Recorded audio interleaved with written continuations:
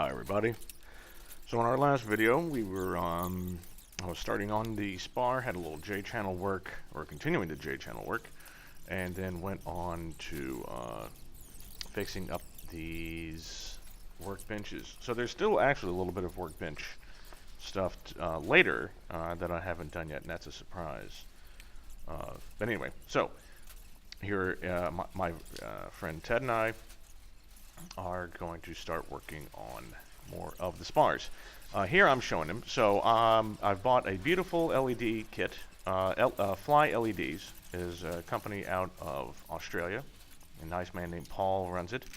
And they are the wingtip nav and strobe lights. He sells nav and strobe lights for RV kits. And these things are bright. Very beautiful. They come pre-constructed or they come as a kit. Obviously the kit is less money. He was having a nice sale for Black Friday. I think it was 10 or 20% off, I forgot. Anyway, he gave a nice discount, so I said, you know what, why not? And so I bought them, and I was just showing my friend Ted there the kit. It's pretty cool. We'll be doing that, and I'll be doing that in a couple of weeks when I'm in between chapters, so I'll be working on those. But anyway, back to the Spar. So we are working on finishing up match drilling the J channel, which is something that we had talked about before. And what we're actually now working on is removing the J channel and then flipping it over. The lower J channel, sorry. Flipping that over and then finishing up the rest of the match drilling. Now, some of you might have a concern about moving one piece that's match drilled specifically for one set of holes and moving it to an area where you'll be match drilling it for other holes that don't seem to match where you're actually going to put the piece back, if that makes any sense. But I assure you, there is a method. Vans wouldn't have us do it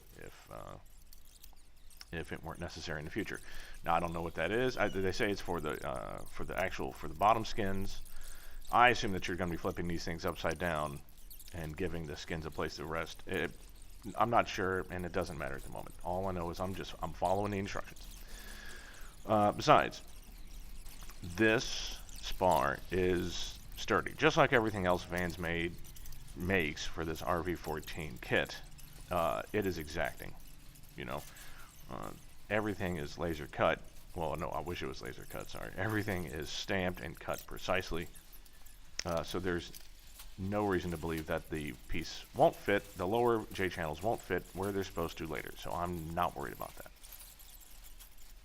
The only error that happens here is me, of course. So while I'm deburring the J channels, my friend Ted is actually going through, drilling out, and then going and countersinking all of the holes for all of the nut plates, or all the rivet holes for all the nut plates.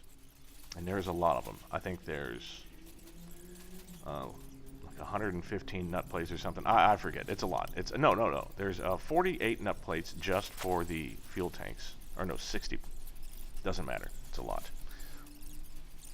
So he's marked all of those, and he marked them underneath each one of the holes that are going to be countersunk with blue Sharpie. Because there's number 40 holes and there's number 19 holes. That's for all the tanks. And then there's also number 40 holes, and I think they're number 24 holes for a separate set of nut plates that'll be on the lower flange. However, we don't deal with those yet. We're just dealing with the ones for the fuel tank attachment. So once everything is deburred, then we go through and go through the process of riveting the nut plates in place, and then countersinking the flange to accept the tank skin and screw. Note to self: before you start doing any of the nut plate attachments, I heavily suggest going through, like, all the holes for the tank are number 19. It doesn't say to, but in the plans, but it really helps if you go ahead and final drill all those holes to number 19s before you start.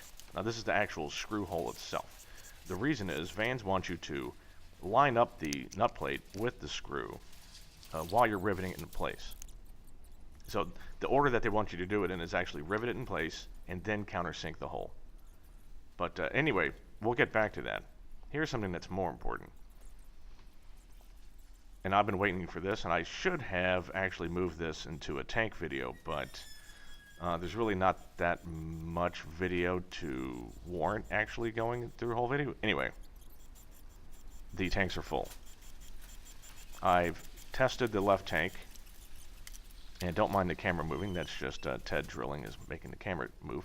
Anyway, the tank is getting filled, and we will actually take a look at more of this in the next video. So, see you soon.